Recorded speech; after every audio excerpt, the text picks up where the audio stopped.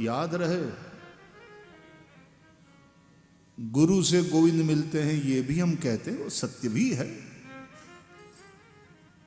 लेकिन गोविंद ही गुरु बनकर आता है। गुरु साक्षात परब्रह्म। गुरु और गोविंद में कौन भेद करता है? बड़ा प्रसिद्ध दुआ है जो कहता है, गुरु गोविंद दोनों खड़े किसको लागू पाए। गुरु और गोविंद दोनों आकर के खड़े हो गए तो शिष्य के, साधक के मन में प्रश्न उठा कि पहले किसको प्रणाम करूं। बोले फिर उसने ये समझकर कि गुरु से मुझे गोविंद मिले, अतः मैं पहले गुरु को। गुरु गोविंद दोनों खड़े किसको लागू पाए, बलिहारी गुरु आपकी कि मोहे गोविंद दियो बताए। इसलिए पहले गुरु को। एक ये सीधा साधा सामान्य अर्थ है, लेकिन उसमें थोड़ा सा सोचने वाली बात है कि गुरु और गोविंद दोनों आकर खड़े हो गए और शिष्य दुविधा में फंस गया कि किसको लागू पाए, पहले किसको प्रणाम। जब जब शिष्य दुविधा में फंसता है तो गुरु उसकी दुविधा को मिटाते हैं। तो क्या आज नहीं मिटाएंगे? बोले आज भी गुरु ने उस दुविधा को मिटाया, समाधान दिया। क्या? बोले ऐसा समाधान दिया कि शिष्य बोल उठा, बलिहारी गुरु आपकी जय हो भगवान। क्या समाधान दिया? मोह गोविंद दियो बताए। वहीं जा, मैं तो माध्यम हूं केवल, तुझे पहुंचना है वहां। यह दूसरा अर्थ। और तीसरी बात तो यह है कि गुरु और गोविंद ये दो रूप, ये तो केवल उसकी दुनिया में द्वैत है। बाकी जिसको तत्व का ज्ञान हुआ, तत्व समझ में आ गया, तो वहां दो कहां रहते हैं?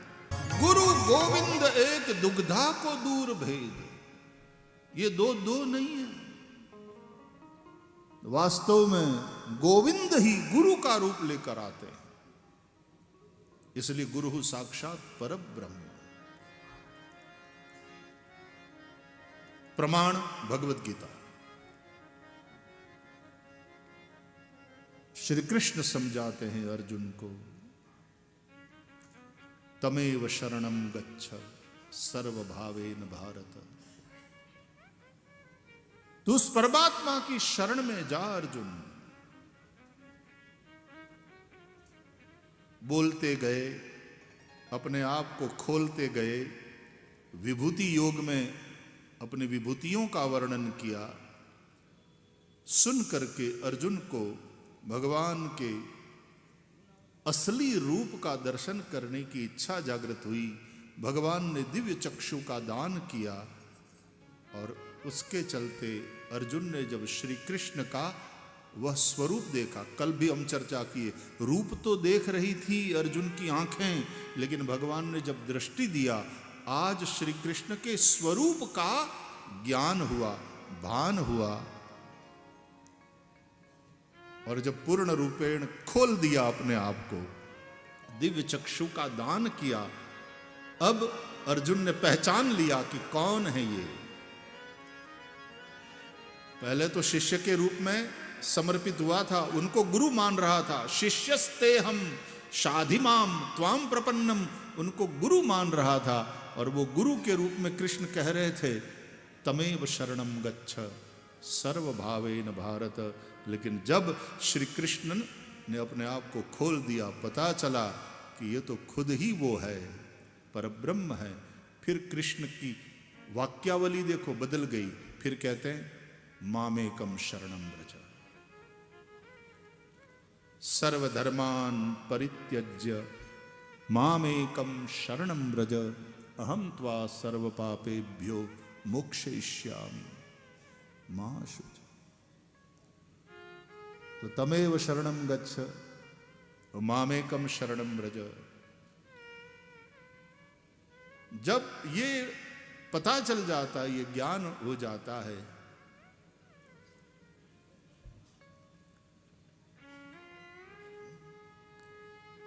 गुरु ही गोविंद है, गोविंद ही गुरु का रूप लेकर आया है।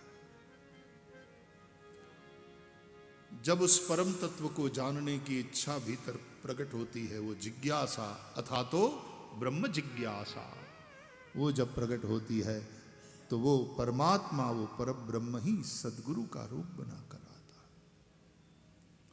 तो फिर लीला होती है थोड़ी द्वैत में कि ये गुरु और शिष्य, ये वक्ता और ये श्रोता, ये आराध्य और ये आराधक, ऐसा द्वैत रहता है, उसी में लीला होती है। लेकिन फिर जब तत्व का ज्ञान होता है तो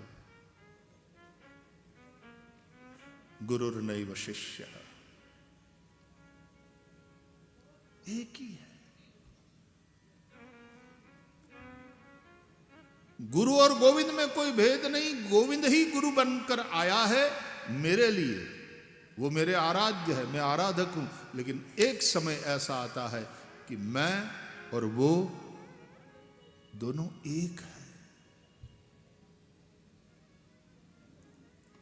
त्वमेवाहम ब्रह्मैवाहम तत्वमसि। तब अद्वैत, भगवान आद्य शंकराचार्य का जो अद्वैत है, वैसे बहुत से आचार्यों का अपना अपना मत है, लेकिन अद्वैत में ही समाधान है साहब। विश्व के अंदर जितनी भी फिलॉसफी चल रही, पाश्चात्य फिलोसोफर्स भी हुए हैं बहुत से, लेकिन हमारी अद्वैत वाली जो फिलॉसफी है उसमें जो समाधान मिलता है अद्भुत है। तो इस अटवी में हम भटक न जाएं, इसलिए समर्थ सदगुरु का हाथ पकड़कर तो श्री कृष्ण के साथ क्रीड़ा हो सकती है, श्री कृष्ण के साथ रास हो सकता है।